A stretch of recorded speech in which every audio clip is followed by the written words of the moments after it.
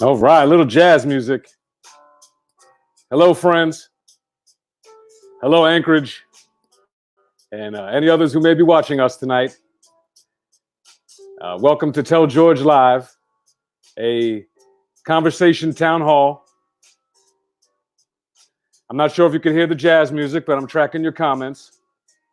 I apologize for any of the delays or any of the technical difficulties that you may experience as I'm broadcasting from a small corner of my garage with a little something that we call tonight, as my wife noted, called Bunker Beard. Hashtag Bunker Beard. But I'm excited to once again come to you to share a little connectivity. You know, as a candidate for mayor, I'm focused on bringing people together for forward progress for this great city of Anchorage. And during this time of physical distancing, I think it's important that we stay connected. So I'm utilizing my platform, elements of my campaign to do just that, keep us connected. Because I know that connections keep us safe, healthy, and prosperous. So thank you all for joining in with me. We got a really good program. I'm excited about our topics. We'll be talking a little bit about hygiene protocol, mental health, and economic impact tonight on this Tell George Live Conversation Town Hall. I wanted to begin by, let me pause the music again, always recognizing with a brief pause, a moment of silence, a moment of reflection, whatever is the language that you choose to use, but just to remember what we have, where we are, and to positively imagine the other side of the difficult place that we all are in together. I also want us to think about those who are sick, who know folks who are sick, and who are losing and who have lost their lives. I also want to recognize that I am broadcasting from traditional Dena'ina Athabascan land here in Anchorage, Alaska. And I wanted to give a land acknowledgement. And I hope that you do the same wherever you are, listening tonight, wherever you walk, wherever you live, just recognizing that beyond the physical structures of those things that were built, there are roots and there are histories of people that predate a lot of the modern that we see. And the stewardship of our indigenous brothers and sisters was not something of the past exclusively, because it persists today. And we thank them for welcoming us here and welcoming me. So I give that land acknowledgement. I want to just shout out other folks who I've talked to this week and put a couple of comments on. And thank you, Tony April. Your information has been very helpful. And thank you, Stephanie. I appreciate you reaching out. And for everybody else, you can feel free to give comments. And I got two really great guests today. Leah Maltby, going to do a little conversation about art and mental health and mental wellness. And then a conversation with Brother Marvin Jones as we talk about the economic impact to workers. And he represents frontline workers of the hospitality industries. And as you all know, the impact was felt early and will be felt long for those workers who are often on the bottom of the economic ladder anyway. So please let me know if there are any technical difficulties, and if you can hear the sound, and we'll continue. But I also wanted to just, let me throw a little music back on in the background there. I wanted to recognize that, appreciate you, Ursula. I wanted to recognize that one of the things that happened this week was the Mayor Anchorage reinforced the hunker down shelter in place order, executive order, and extended that. But so did the state, and the state did health mandates 11 and 12, and those are for social distancing and for intrastate travel. And I specifically want to focus on the intrastate travel one.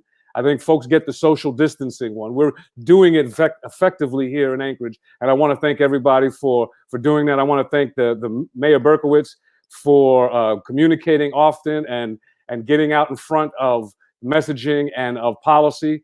We appreciate that.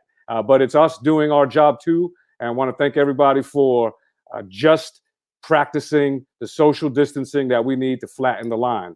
But interstate travel, what does Mandate 12 mean? Now, Mandate 12 means unless you are obtaining, let me pull this up, unless you are obtaining or providing an essential service that requires you to be out in public, Alaskans should not be traveling between communities. Alaskans may go outside and exercise to recreate, but maintain a distance of 6 feet or more from other members of the public. So essentially, shelter in.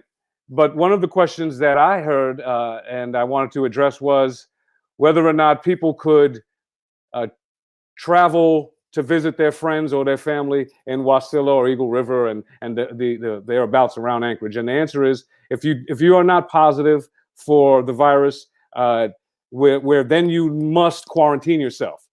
But if you aren't and you're not symptomatic, practicing social distancing, we urge you to not do it.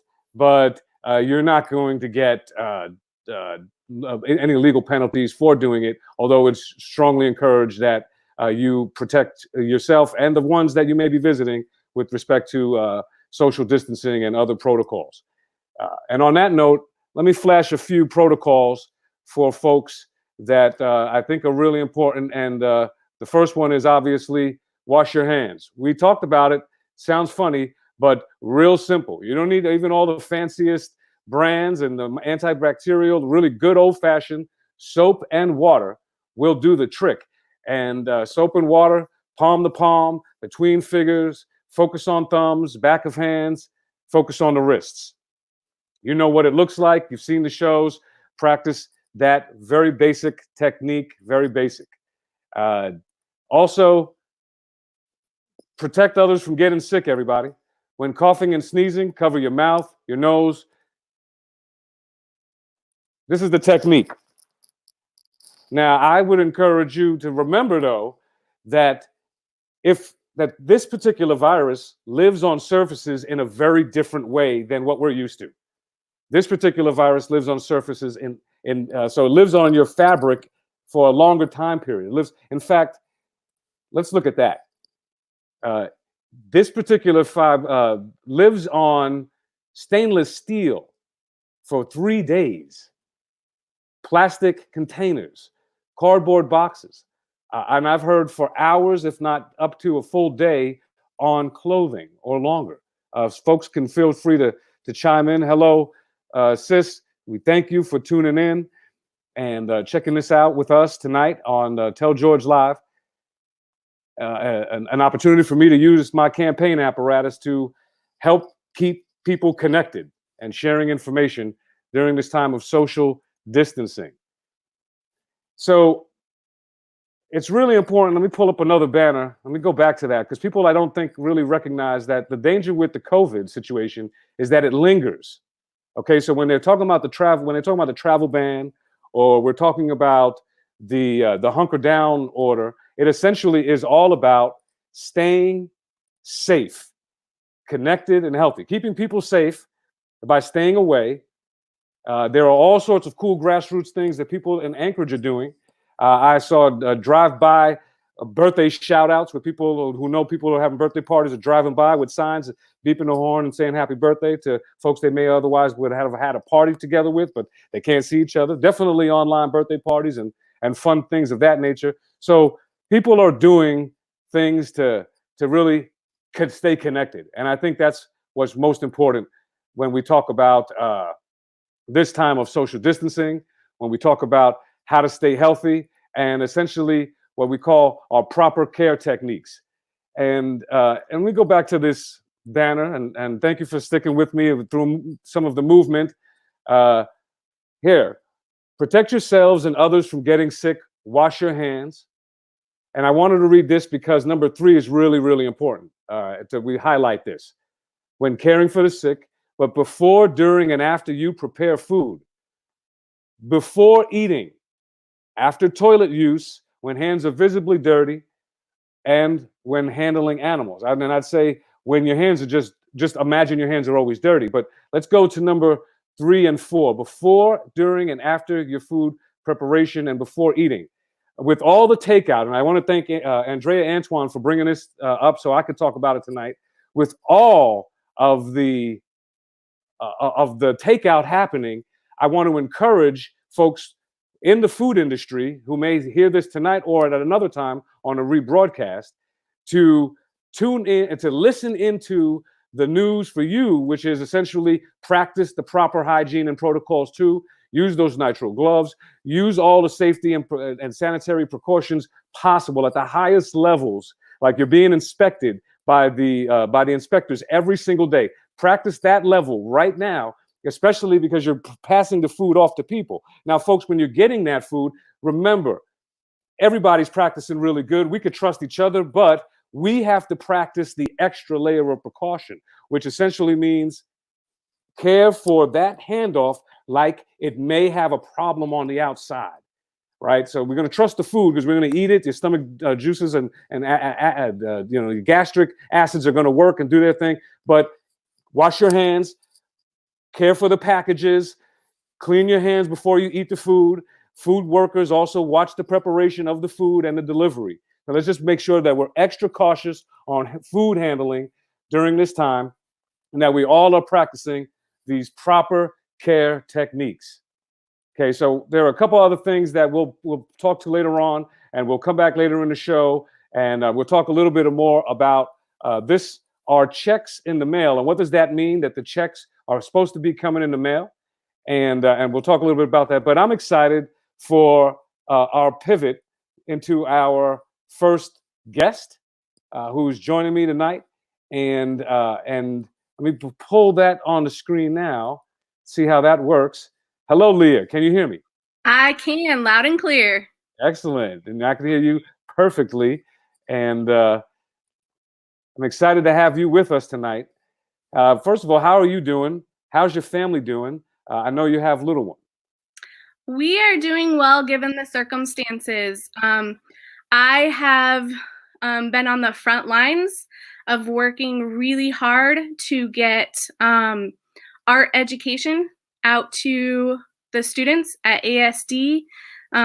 This last week, we've had amazing working teams working hard so that this transition to online is the best it can be for students. My husband is currently unemployed because he worked at an event center, and my kids are transitioning really well. They luckily go to a Montessori school that focuses on independent learning and life skill practice on a daily basis in their school. So their transition has been pretty good. I can say after a very busy work week, I spent all day today painting windows with my daughter, and I feel so much better. That's exactly right. And first of all, I want to thank you for what you're doing with the school district, all the work that you do. But right now, specifically with that heart and that intent of making sure that kids stay connected to their creative selves through the school district in ways that I know are important to you, but and also what our conversation is essentially tonight, the health and wellness of us in confinement or in quarantine or in the space of physical distancing, and how we could stay healthy. I think that's a really important part of what we need to be focused on too. And I know that's something that is really important to you, and that's what we're going to talk about tonight. Let's have a little bit about your take on the importance of what you call essentially reducing stress through art. What types of stress are people facing now, and how are you dealing with those stresses? Well, I think we're in a time of crisis, and I don't think that families have necessarily put that context on teachers that we're in crisis too, that our families are in crisis, that we're at home, we're trying to work, we have kids with us, and we're all taking this transition together. Not only that, there's a lot of fear in students right now. There's a lot of unknown with this pandemic, and all of these stresses can build up in ourselves and in our kids, and as parents and as teachers. And research has found that 45 minutes of creative activity is effective at relieving stress. It's effective at improving your mood. And the great thing about this is you don't have to be good at art.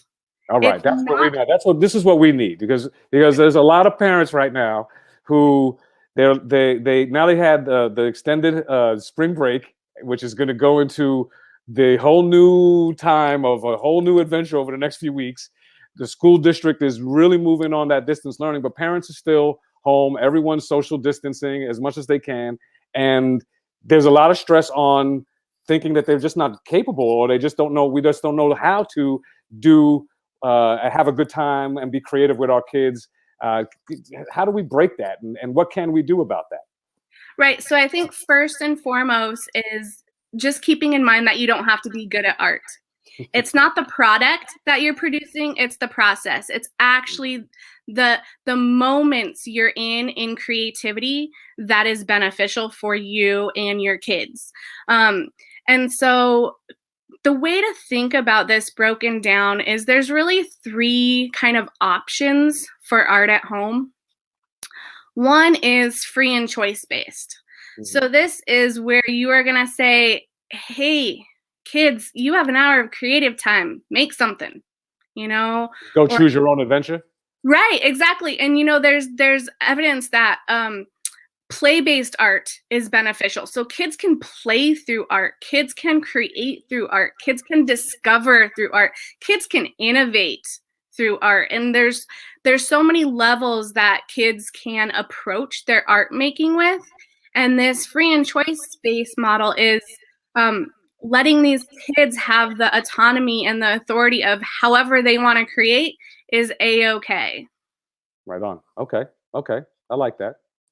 And then we have more structured art. This is something like what I did with my daughter today.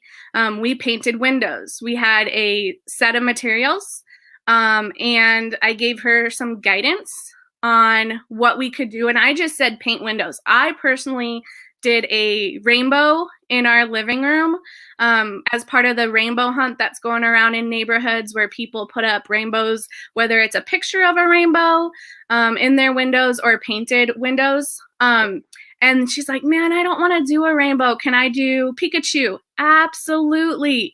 And so it was guided, but she was still free to do what she wanted. And so there was a little bit of structure. So that might be, something parents can wrap their head around a little bit better if they're not like, completely open to the more free choice. It does give a little bit more structure to parents and kids.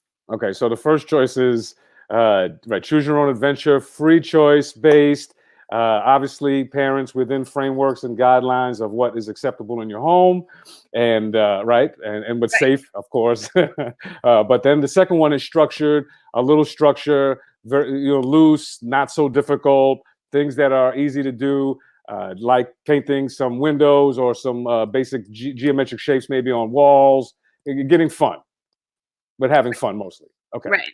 Okay. And They what's can the last one? make something with a color wheel, just found objects around the house. What kind of color wheel can you make, or letting kids trace items or something like that.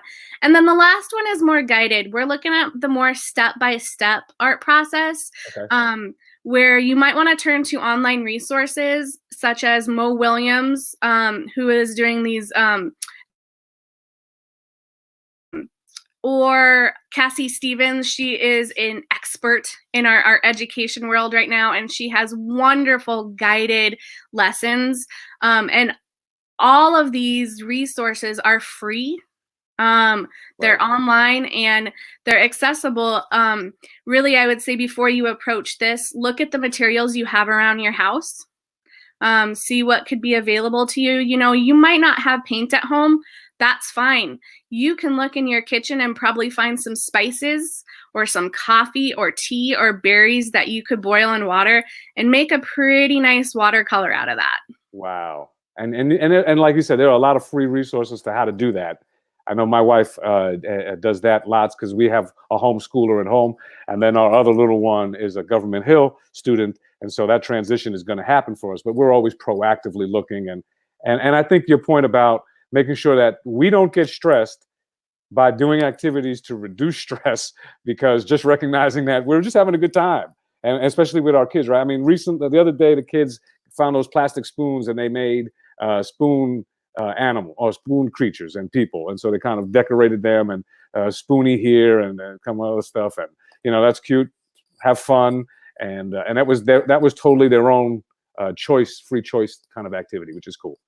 Right, and kids, kids are amazing. They have their imagination still. A lot of us adults we can't quite grasp that sense of imagination anymore. My son the other day was just sitting down. He's like, I'm bored. And so I said, well, find something. He's like, okay. So he found a bag of M&Ms in his room and he was reading the back and the ingredients. And then he said, like, it was like literally a minute later after reading the ingredients, and he said, I'm going to make something. And so he sat down at the dining room table and he got out a plate and he started separating all the colors of M&Ms. And I was like, what are you doing? He's like, I'm going to make a minion out of M&Ms. And I looked down and I was wearing minion pajamas. And so he had gotten that idea and just put two, real simple things. I'm bored and looking around. So observational skills together. Right. And he created a pixelized minion out of M&Ms. Right. And I think parents need to. So you just said something. You did something that I think a lot of parents may miss something about. Right? You translated a skill that was like otherwise mundane or fun, right? And it was like, it's fun, but you used technical language, and you're like, it's just like observational skills, right?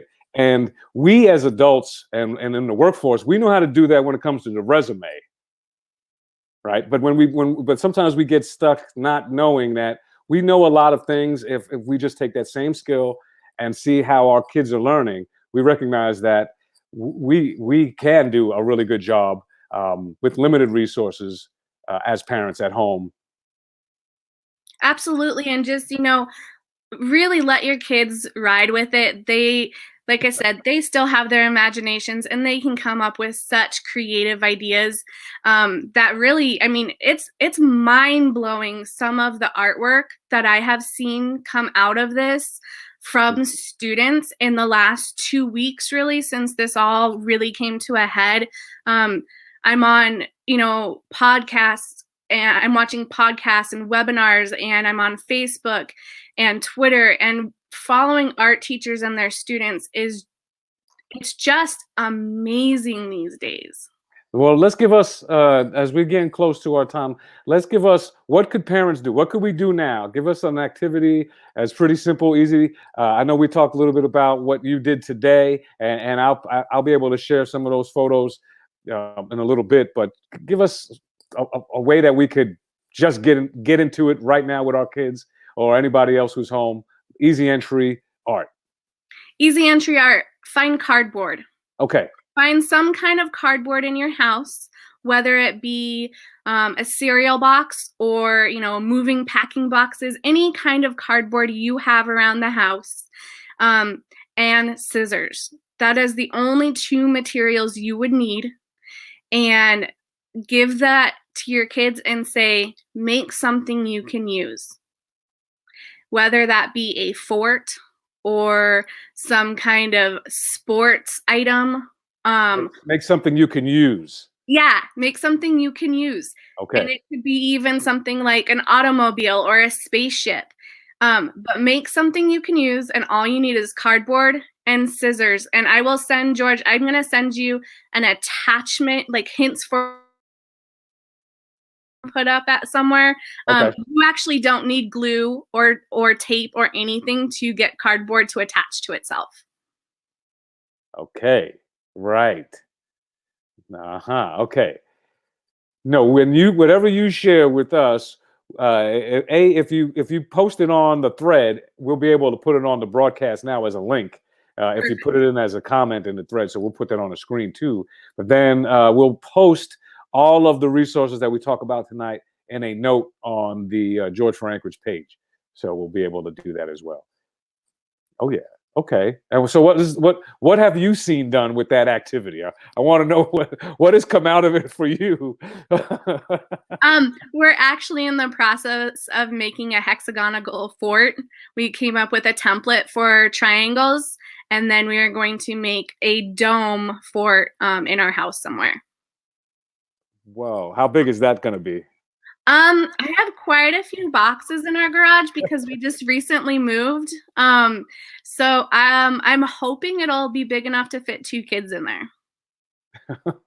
Right on.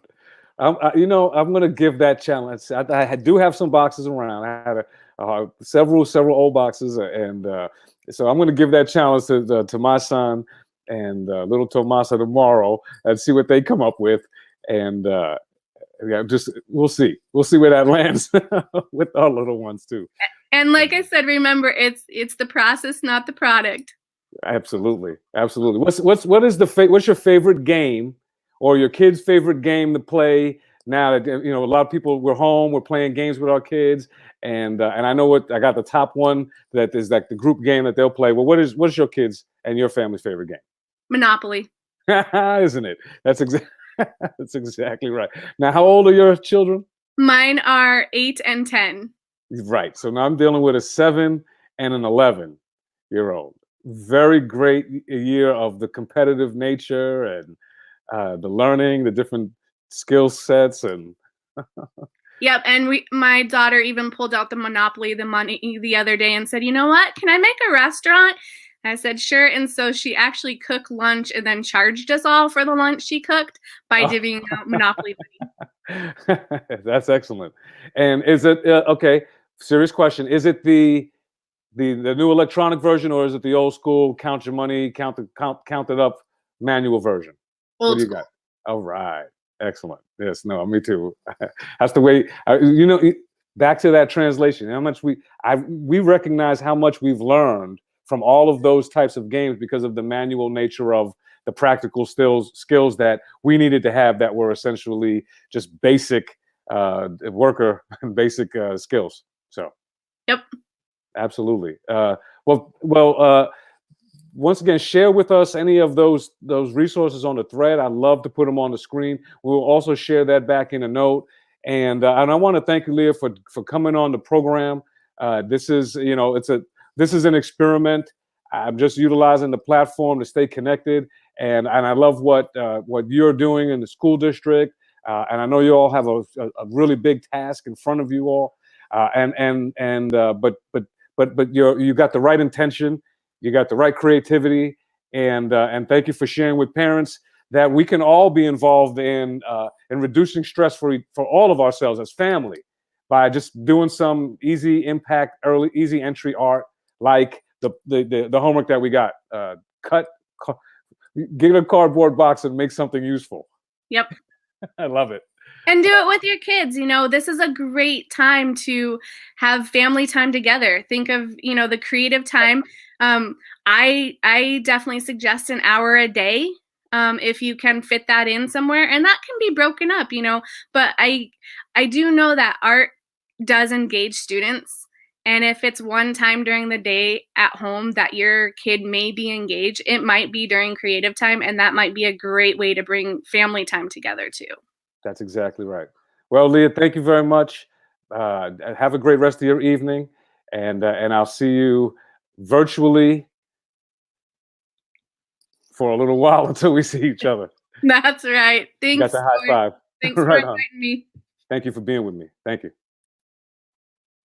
Excellent. What a great conversation with Leah Malpe. She's from the school district and really focused on making sure that our young people have the opportunity to express their talents in ways that grow ownership and grow a real sense of pride and self-efficacy. And she's involved in the trash can project that I've spearheaded. If you noticed all of that those trash cans with art downtown, she's involved in that. So thank you very much, Leah. Before we make the transition over to our next guest, I just wanted to go into a little bit of some of the questions that I've heard with respect to the checks, or the checks in the mail, and what's going on with that check. So let me pull this link up. And essentially, if you filed taxes in 2019, then you don't have anything to do. You're either going to get money in the mail if you didn't do direct deposit and have a mailing address, or you're going to they're going to do direct deposit, or you're going to get a check in the mail. If you haven't filed 2019 yet, and this is what I really wanted to focus on. If you haven't filed 2019 yet, then they're going to go from your 2018 tax return, both again with direct deposit or a check mailed to you to your address. Now, the deadline for filing taxes this year has been extended 90 days from April 15th. So 90-day extension. And so then you have some options with respect to the checks will come sooner than that. So you can file now to make sure that your information is updated, and so that if you are eligible for the checks, that you get your check. But it's also a question of whether or not you are concerned about your income level versus this year, last year. Most folks may not have that as an issue, but just something to pay attention to, that the checks that we expect through this economic stimulus package, the CARE package, are essentially going to be mailed automatically to your address or deposited directly to your direct deposit account, depending on your tax status from last year or this year if you filed. So we'll post more of that information on the page. And the question is, we'll bring you in. Let me bring in my guest. This is a great question. And so I'm really excited that my next guest has called in. And Marvin Jones, Thank you for being with me. And that's a really great question, Marvin. What happens for those who didn't file taxes for several years? And that's a real serious question. I don't know the answer except that if they don't have how to get you a check, then that's going to be the main question, because they're only going back 2 years, and eligibility is not going to go back for multiple years. So file now. Then, if you hadn't filed, just file now. Right. The answer would be to file now. You have if you file right now before the April 15th, you'll be eligible for a check based on this year. Okay, so that's how that'll work. But it is a 90-day extension. And that doesn't now alleviate people's obligation for going back filing. But if you want to have access to those dollars now, my sense is that you just have to then file your taxes now to make sure your information is updated. Thank you. Yeah, right on. Great question, Marvin, and welcome, Marvin. Let me pull the title, Marvin. The economic impact of this. We in Anchorage and city leaders who are dealing with the front lines, I know while they're dealing with the putting out the fires of today, there's serious discussion and forward-facing conversations about what's going to happen with respect to the economic impact from a state level, a local level, obviously the federal government level. But fundamentally, you are on the front lines with workers who are dealing with the economic impact. The ones who have dealt with it early, have dealt with it first in many ways, and who are going to deal with it in some ways the longest. Can you share where you are, what you do, and a little bit about the economic impact of the folks you work with? Right. What are you seeing out there? Well, my union is Unite Here, and we represent workers in the hospitality industry throughout the country.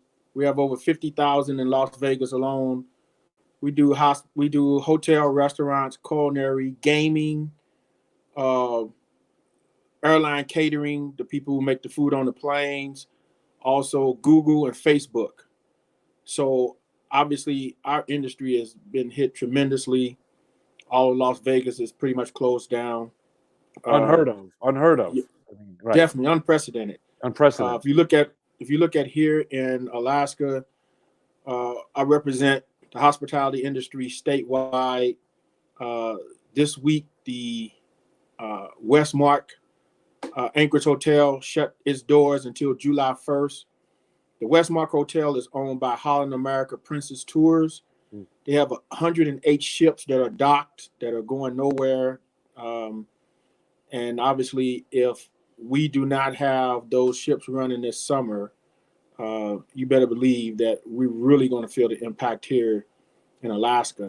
How many members do you have here in Alaska? We have right now, there's around a little bit over 1,000 right now. Obviously, that number grows tremendously when the summer hits. Right. And so that's where we're at right now.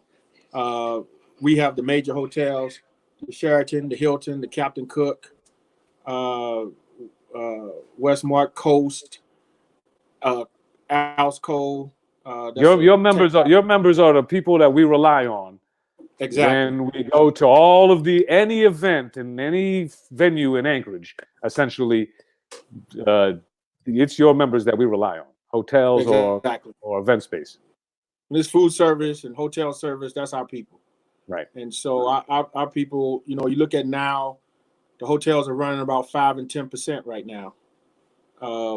They've shut down all food and beverage, and we also represent the workers at the convention center, Denina and Denali and Denina and Egan. And the Egan. They were the first to close. Right. Actually, the first case of the coronavirus in Alaska was at the Sheraton Hotel. It was one of the cargo pilots who tested positive for it. So right now, one of the towers in the Captain Cook is being housed for those workers who are going up on the slopes who have to quarantine for a couple of weeks before they go back. Okay. And one of those towers is designated for that. So they created what they call a sanitation squad that specializes in cleaning and making sure that place stays sanitary and protects everybody. So they were the first ones to act and be vigilant on that. Okay. But Well, it's just unknown. At the Sheridan, I mean, we saw in the newspaper a couple weeks ago when before even the emergency order was hit for the hunker down and the shelter in place, the Sheridan laid off 80 workers.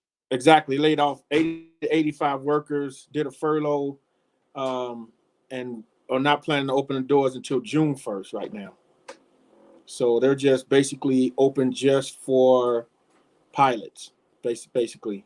Right. So, like I say, we are hit tremendously. So all your members are now on the unemployment. Yeah, you look at probably about 95%. You probably got about, places with like Captain Cook, who has roughly around 575 rooms. They're running probably around 20, 25 workers throughout the whole hotel on a 24-hour shift. You look at places like the Hilton and the Sheraton. Hilton's the largest hotel, got 600 rooms. Sheraton got around 375, so they're running with skeleton crews also. So they're not shutting the doors. They're running with skeleton crews. And people are not even working full time, even though they're working. They're just putting in a few hours here and there. So, this unemployment insurance is going to be essential to these guys. So, those extra pushes that were put into the package by the House were really important with respect to the unemployment benefits, definitely. The extension, definitely. Right. Now, what our union did was our international union, and I'm a trustee on the health plan. Okay. What we did for our members was we extended health benefits for all our members who lost work because of this this virus for 3 months. So we're paying for all their health benefits for anyone who was already eligible for the next 3 months up to June. We'll do a reassessment, and then we may extend another 3 months after that. Because obviously, if you can't go to the doctor, how would you be able to, right. to get the attention you need? Right. Yeah.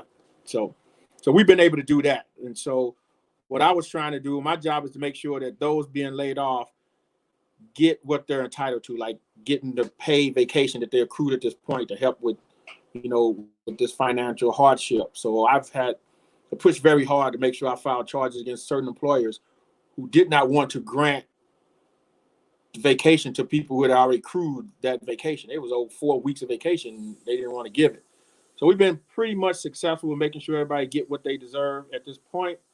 And then I'll have some information later because the International has broken down a lot of these benefits that are given to everybody so lay persons could understand it, because, a lot of stuff people don't even, you read it and you don't know what you're really reading. So I got to go over this today. I just got this today broken down for our members, and I'm going to go over this tonight, and I'll be able to better inform my people best on it being in layman's terms. So I just don't have the words to describe. Go ahead. I was just asking about that, like about the sentiment of the workers, like what's the level of stress, what's the level of fear, what's the level of uncertainty that they have? Because I also know, and I'll talk with you a little bit about this too. I spoke to one of my friends out in New York City, the epicenter right now for the United States of America, who runs homeless shelters and is involved in that world. And there's a lot of that's frontline work, but there's a lot of they're creating isolation spaces at hotels in other spaces, similar to what you described, right? Mm-hmm. So I was just interested in what kind of stress factors people are facing, and what do they feel? Your members who are currently working and the other ones who are laid off. Where are they? It's extreme. I mean, you look at the fear factor, especially if the first case being in one of our hotels. That spreads like wildfire throughout other facilities, and people are afraid of being in contact with this virus. One of the big things is that the number one question I get is, how long do I think they're going to be out of work? Mm-hmm. When do they think we will be able to contain this? Obviously, many questions I can't answer. And should they still be working? Some are afraid. I have some was asking, could they wear a face mask at work, and some management. Do your members have protective gear and or the normal standard stuff? Some do. I would say, yeah. I would say the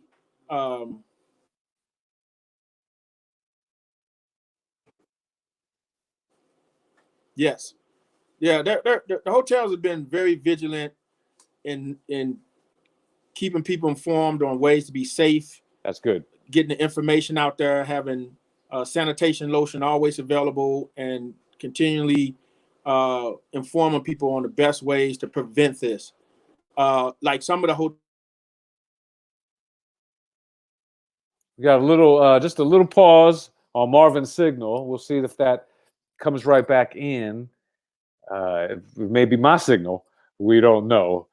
But see if Marvin's signal comes back on. And if not, he'll just be able to call back in, I'm sure. Okay. There you go, Marvin. Yeah, we got lost for a second. All right. But I was saying that, some of the hotels have it so you can only come through one entrance, and you have to use your pass key in order to get through to the other side. So they've done pretty good. I'll give them a good mark on. Some of them were hesitant to let workers wear face masks, but I talked to management. They was like, "Hey, if the people are that concerned, I'm willing. If they come to me, I'll let them wear it." So, they're afraid of other guests being alarmed if they're wearing a mask. So, but for the most part, I'm not displeased yet with how management has handled this. I prefer them to have given some severance pay to some of the workers to help out, or give them some extended benefits, but that hadn't happened. Right. No, well, I think you point out something really important about when employers are doing the right thing, we want to shout them out, especially folks who are unionized and our front line, because the tourism industry is so substantial to our economy. But last year, I mean, we're just the peaking numbers, the way that they've been trending upward, the retraction is going to be substantial, and the dominoes effect is going to be substantial and felt all around. I mean, because you're dealing with members, but your members are family people, right? I mean, they all have. I mean, there's a lot of families, a lot of kids who are involved, who are part of your members' family universe.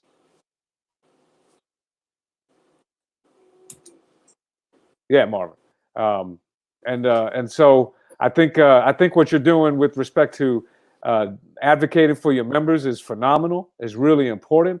But I also think that we need to learn more about, and my hope is to help raise awareness of your members now, because they represent, in my mind, a constituency that we can see impacted now and early on, that essentially represents all of us and workers all across the city who are going to face this uncertainty, and who are facing this uncertainty. And I thank you for bringing that union, that good old fashioned union power, to supporting your members with respect to the healthcare. I think that's really an important component to it. The last thing I like to say is I hope anyone's listening to urge their family and friends to take this seriously. I just read today that the death toll has doubled in this country since 2 days ago. That's right. And so, I don't know if it's going to take someone that we know to get this virus, or someone that we know to die from this virus, before we get serious and quit thinking about our inconvenience. This is about life. Thousands and thousands of people have died in other countries. We are not exempt from this. We have to take this serious. And believe me, I understand it's rough staying at home. It's rough not having somewhere to go. But I'm gonna be creative today. I'm gonna exercise at home. I'm gonna go walk. Got to get out. But for the most part, let's. This is the time that should bring us together, not bickering about this or that. But I hope that people take this serious, and right now, stay away and be smart, and hopefully we can see each other, soon. That's right. That's right. And I appreciate that. One of the things. Let me get your thoughts on this too, Marvin. If one of the conversations that I've been hearing is about the impact specifically on the lower wage worker, right? And of this time, that what's otherwise the normal struggle now with the level of uncertainty. And I just want to go back to what we were just talking about in the last segment, which is about mental health and mental well-being. What as a steward of an organization who represents 1,000 members, what advice for us and for the community would you like to give with respect to how people stay healthy and especially around their mental well-being? Because the economic stress, the physical stress, the concern, the stresses are going to add a whole nother layer of damage to our bodies. And then for people of color, where we already have high levels of the environmental stresses leading to bad health, what are you thinking, and what advice would you give to your members and to the community about how they should take care of themselves? Well, I mean, first, the basic things is, always wash your hands. Always have, as best you can, have sanitation lotion and things of that nature. Wipe down everything and keep those social distances. But I talk to my members and I tell them, this is a time for us to come together. This is a time as our families to become closer. This is a time for us to think of new and creative and inventive ways. There are going to be some geniuses come out of this, because we're going to have to think differently. That's right. And so out of this, after this tragedy, we got to become better people because of this. And so this is a time to educate our family, to become closer to our family, to become closer to each other, to be kinder to each other. And so use this as a way to move forward. And there's going to be times in life that we're going to have inconvenience. This is not a time to go, woe is me, because there are those who are doing a lot worse. So these are the times to sit back and be thankful for what we got, improve on what we got, and just see what we got a future. This is not the end.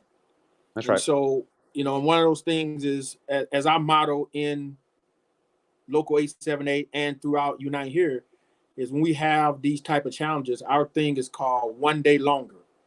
We fight for one day longer, and then we move forward from there. And so that's what we're going to do. We're going to get past this, and then between that time, we're going to see what we can build to be better, so we'll be prepared when times get better. One day longer. Let's put that on there while with us here. I like that, so people can see that with you, and they could have that as a visual on the replay. One day longer. Go down on the thing. We like that, Marvin. I like that. One of the sayings that I have is, and it was in a poem that I wrote many years ago too, but essentially, one day at a time, 2 days in a row, 3 days and we're rising. Repeat. One day at a time, 2 days in a row, because that's all we can do is one day at a time. And to your point, which is what this program is about, what I'm using this platform is about. And because I'm a handshaker, I'm an outside. You're a president of a union. You are constantly in the midst of members, in the midst of community, in the midst of people, and so I know the distance is a little different than how we normally would interact with each other. Exactly. Obviously, with our members, and I find that phone call, that reach out, that voice, that matters a whole lot to people now too. So I've just sent even a quick text, just random, saying, "Hey, I'm just checking in on you." It's unique that we are all experiencing this together. That's what's unique.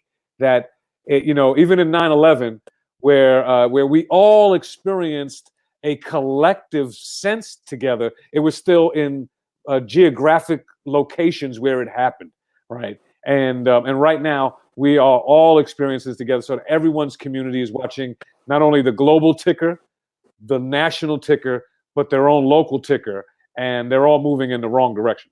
So we're all in this together. Right. And I mean, look what you're doing. You had to be creative to create this forum. And so it made you better. It made you come outside your box and be creative to do what you're doing. And we're all going to wind up doing that. That's right. My constant travel across the country is going to probably be at a minimum. It's going to change the way we do daily business. Right. There's going to be a lot more video conferencing at this point. Right. So the life that we have been enjoying for so long is just going to change. Not that we're not going to enjoy it, but it's going to change, and we got to be able to adapt, and we will.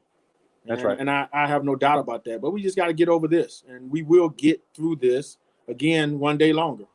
That's right, one day longer. And then remembering that there are folks who are experiencing this moment and this time differently, and that we should step back and honor that. To your point, recognize the grace, the blessings that some of us have, and extend ourselves as best as we can to those who need our help. And one of the things we said in our program last week when we first started this experiment, which was, don't be embarrassed to ask for help, right? Raise your hand and ask for help if you need it. We're all in this together. There is no shame to need support during this time. And even if that is support, just basically saying, I just wanted to hear somebody's voice. Mm-hmm. And one of the things that we're also doing, I'm going to go back real fast. Yeah. One of the things that we've done, we've created a website. Okay.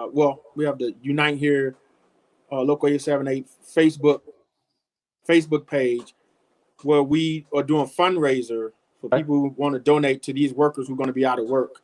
Excellent. So anyone who want to donate to these families, we're going to make sure as this thing moves forward that our people don't go hungry. Send me that link. And I will post that, send that to me in the chat now, and I'll post it on this broadcast so that we have it on the video archive, and then we'll post it in the note afterward, because we put any resource we talk about, we'll post it in a note and we'll share that so that people can watch this program afterward, and we continue to keep the information going. Excellent. Let's pull that up. Okay, great. That comes through, we'll get it.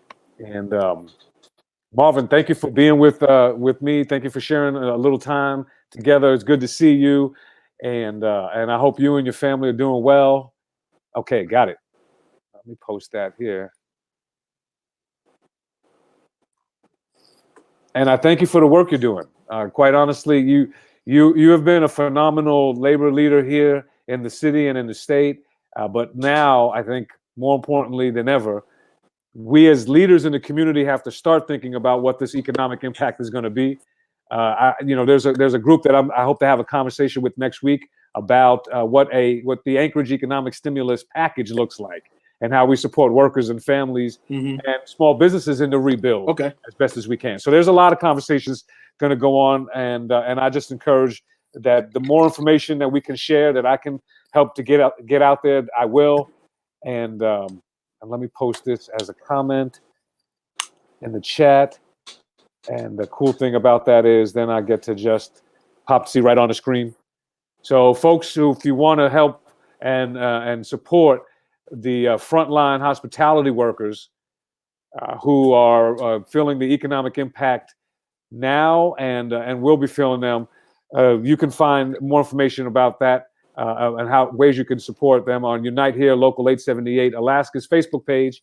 And I want to thank Marvin Jones, the president of Local 878 here in Alaska, for sharing with us his perspective, his insights on the larger scene that's going on, but also a look into the world of the frontline workers and the economic impact on their lives.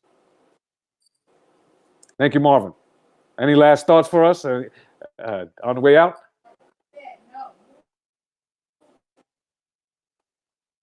Oh, I appreciate this opportunity. We'll be there, bro. Right on. Thank you. I'll talk to you soon, and have a great rest of your night, Marvin.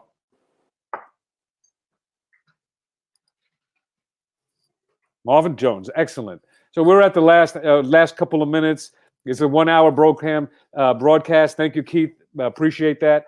Really good conversation tonight. A little bit about the hygiene, a little bit about the travel ban and the hunker downs, the shelter in place order, a little bit about the art and wellness and ways that you can just be healthy while being creative at home by yourself and with your kids if you have them.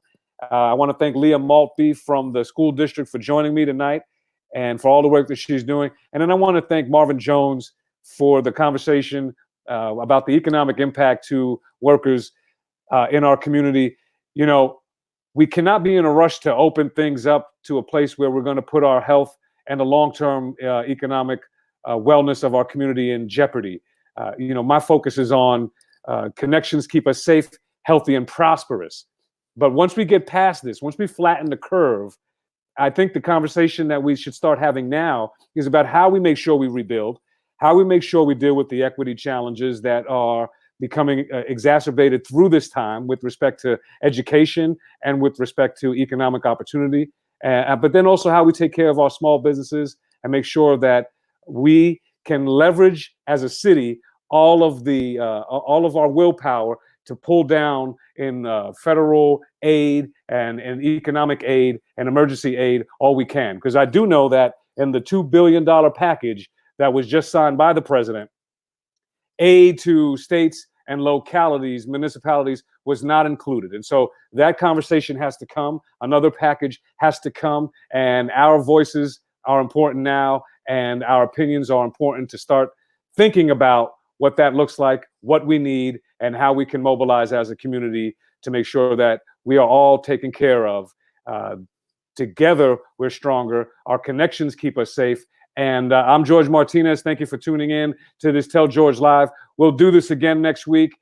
For now, on Saturdays, 7 to 8 p.m., tell a friend, share the information, join us live, or share the rebroadcast. Peace, everybody. Have a good night. See you soon.